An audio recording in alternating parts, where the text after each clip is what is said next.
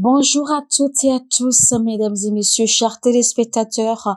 Bienvenue sur le programme L'heure de la révélation. Eh bien, aujourd'hui, le thème de notre message est Au-delà de la porte, la belle, partie 4. Alors, la dernière fois, on s'était arrêté sur le fait qu'il est bon d'avoir des aides. Il est bon d'avoir des personnes qui peuvent vous aider, qui peuvent vous assister, vous supporter. Mais le mieux est de prier pour que Dieu vous bénisse afin que vous soyez également une aide pour quelqu'un, afin que vous soyez également quelqu'un sur qui les gens peuvent compter, quelqu'un sur qui les gens peuvent se remettre quand ils en ont besoin. Et donc, la prière de tous devrait être ceci: Seigneur, bénis-moi afin que je devienne une bénédiction pour ma nation, afin que je sois une bénédiction pour les gens autour de moi. Seigneur, élève-moi au point où les gens puissent venir puiser en moi ou puiser de moi. Élève-moi au point où les gens puissent jouir de ma bénédiction. Seigneur, amène-moi à ce point où les gens puissent jouir de cette grâce que tu as déposée sur ma vie. Amène-moi à ce point où les gens commencent à jouir de mon impact sur ma génération.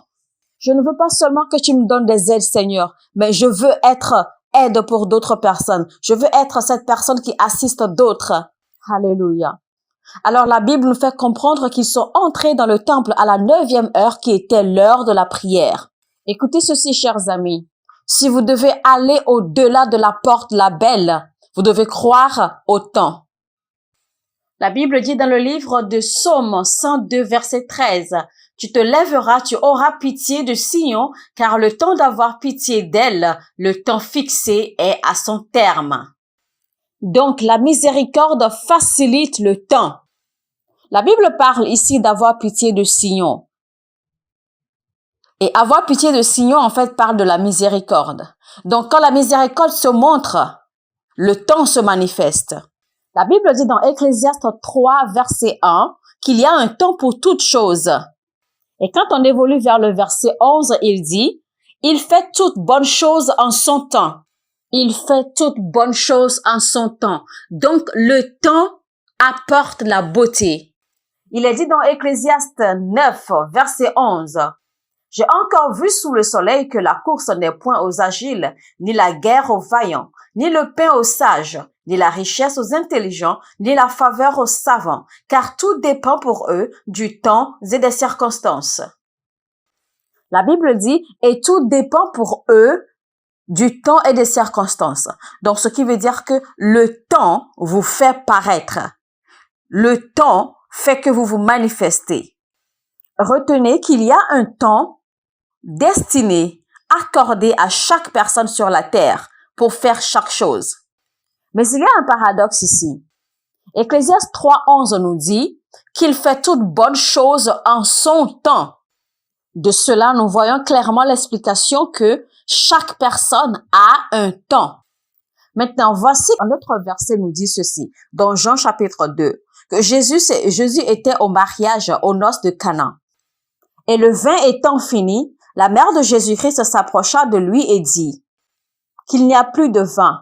Et à Jésus de lui répondre, « Mon heure n'a pas encore sonné. » Ça veut dire que ce n'était pas encore son temps, ce n'était pas encore son heure de se manifester.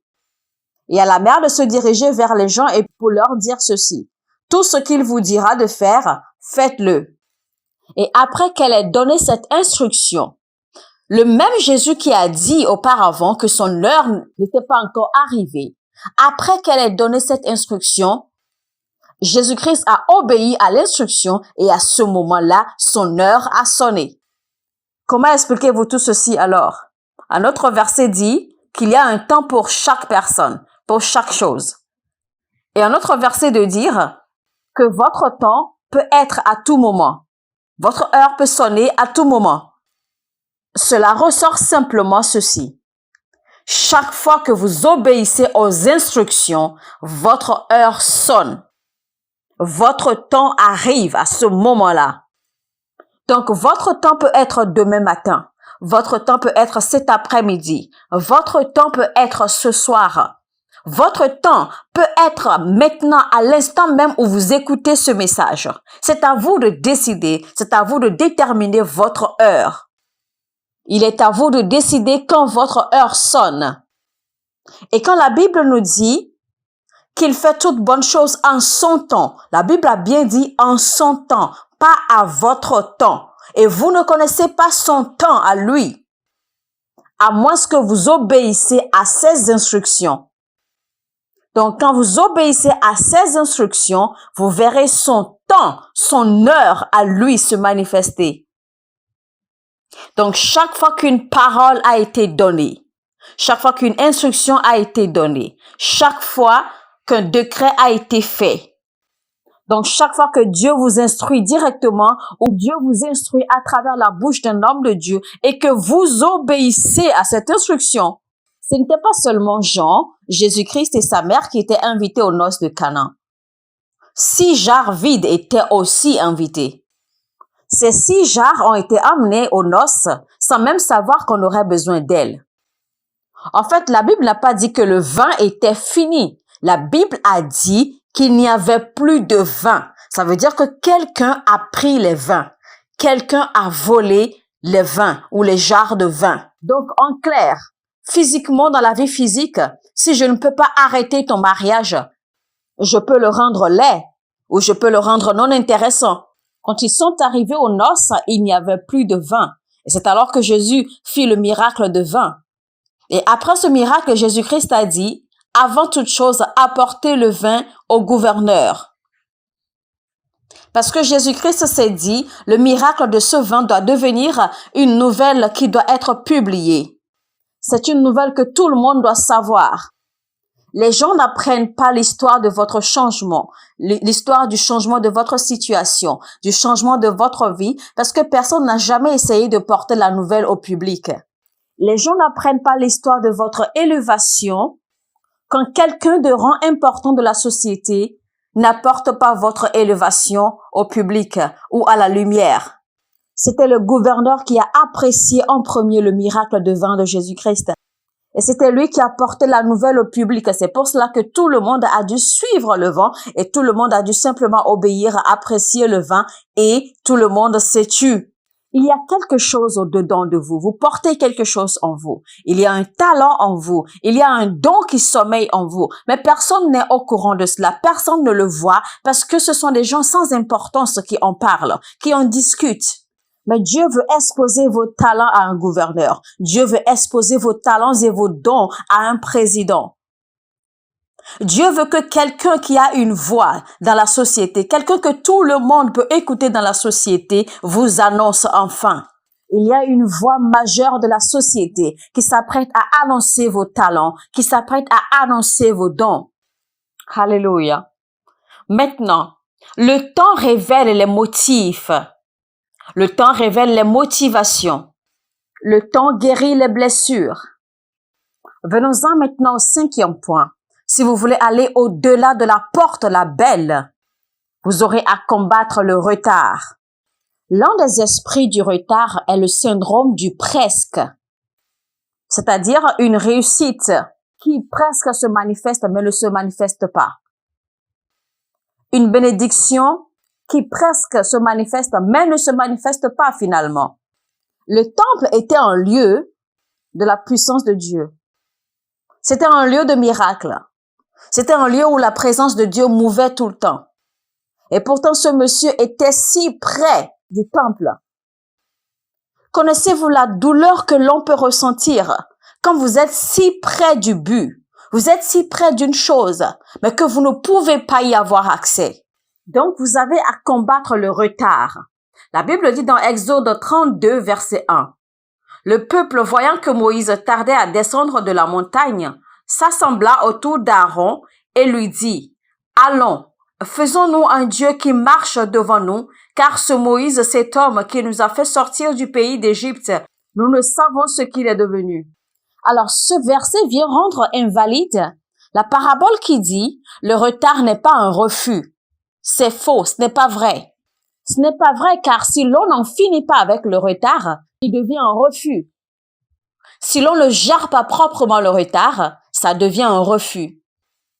Quand l'on ne gère pas proprement le retard, il peut attirer des manipulations afin de vous faire commettre des erreurs. Il est dit qu'ils sont entrés dans le temple à l'heure de la prière pour prier, qui était la 9e heure. Donc, Pierre et Jean se sont rendus au temple pour prier, à l'heure de la prière qui était la 9e heure. Selon la numérologie, on sait que 1, c'est le commencement, le début d'une chose. 2, c'est le témoignage. 3, c'est le chiffre de Dieu. 4, c'est l'équilibre. 5, c'est la grâce. 6, c'est le nombre de l'homme. Le chiffre 7, c'est Dieu, la perfection et le repos. Le chiffre 8, c'est un nouveau commencement. Le chiffre 9 est la fécondité. La 9e heure, l'heure de la prière, qui est l'heure de la fécondité. Donc, si vous voulez être fécond, si vous voulez porter des fruits, priez. Psaume 65, 2 dit, « Ô toi qui écoutes la prière, tous les hommes viendront à toi. » Psaume 4, verset 1 dit, « Quand je crie, réponds-moi, Dieu de ma justice. Quand je suis dans la détresse, sauve-moi, aie pitié de moi, écoute ma prière. » Job 14, 15, « Tu appelleras alors et je te répondrai. Tu languiras après l'ouvrage de tes mains. » Matthieu 21, verset 13 dit, « Et il leur dit, il est écrit, ma maison sera appelée une maison de prière, mais vous, vous en avez fait une caverne de voleurs. » Les vols de destin, les échanges de destin sont initiés sous la base de manque de prière. Donc, si vous êtes quelqu'un, vous ne priez pas, votre destin sera aisément échangé. Acte 6, verset 4 nous dit, « Et nous continuerons à nous appliquer à la prière et au ministère de la parole. » Il est dit dans Luc 18, 1, « Jésus leur adressa une parabole pour montrer qu'il faut toujours prier et ne point se relâcher. » Chers amis, vous devez prier si vous voulez aller au-delà de la belle porte. Vous devez prier si vous voulez porter des fruits, si vous voulez porter du résultat. Vous devez apprendre à prier le matin, l'après-midi, le soir, en tout temps. Priez en tout temps. 6e et dernier point pour aller au-delà de la porte la belle, vous devez être bien situé. Votre situation géographique détermine vos allocations. Ce que l'ennemi espérait en le déposant à l'entrée du temple à la porte de la belle pour que les gens se moquent de lui ne s'est pas produit car Dieu a transformé leur plan. Dieu a transformé sa position, sa présence à la porte de la belle. Dieu l'a transformé en objet d'attraction. Car parce qu'il était positionné, parce qu'il était situé à cette porte la belle, à l'entrée du temple, eh bien, il a eu l'attention de Pierre et de Jean. Et donc, s'il n'avait pas été à cette porte, à l'entrée du temple, la belle, son miracle n'aurait pas été prononcé. Son miracle n'aurait pas été public. Le monde entier, tout le peuple n'aurait pas vu, tout le peuple n'aurait pas été témoin de son miracle. Car quand il s'est levé, quand il s'est mis sur ses pieds, quand il a repris la mobilité de ses membres et qu'il a commencé à sauter, à danser, à chanter et à louer, quand les gens l'ont vu, les gens s'étonnèrent et se posaient la question, n'est-il pas celui-ci, ce monsieur qui était à la porte de la belle, quémandant, demandant l'aumône aux gens? Donc, enfants de Dieu, votre situation géographique détermine vos allocations, détermine ce que vous recevez. Vous avez donc besoin d'être proprement situé. Vous avez donc besoin d'être stratégiquement situé.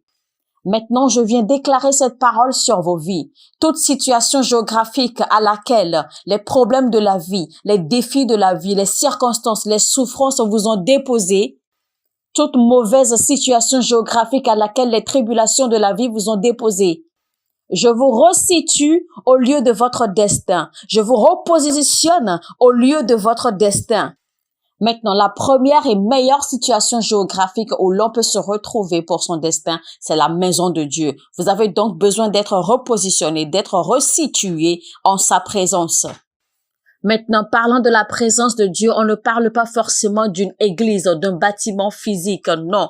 Parce que partout où vous pouvez l'invoquer, même dans votre chambre, quand vous érigez un hôtel de prière afin d'avoir une relation avec le Saint-Esprit, c'est déjà sa présence. Maintenant, la deuxième position à prendre, la deuxième situation géographique, c'est la maison physique de Dieu. Et là, on parle de l'Église. Et la troisième position à prendre, c'est la parole de Dieu. Vous devez vous situer proprement dans la parole. Vous devez vous retrouver chaque fois dans la parole. Quand les défis se présentent, quand les turbulences se présentent, retrouvez-vous dans la parole de Dieu. Maintenant, la quatrième position à prendre afin d'aller au-delà de la porte la belle, c'est les bonnes compagnies, les bons amis, les vrais amis, les amis qu'il faut. La Bible dit dans le livre de Proverbes 13, verset 20, « Celui qui fréquente les sages devient sage, mais celui qui se plaît avec les insensés s'en trouve mal. » Eh bien, mesdames et messieurs, voilà, enfin, nous sommes arrivés à la fin de notre message. Au-delà de la porte la belle. Merci de nous avoir suivis. C'était donc la partie 4 de ce merveilleux message. Afin de mieux comprendre ce message, je vous exhorte à faire recours à la partie 1, 2 et 3. Sur ce, chers amis, demeurez bénis et on se retrouve très bientôt.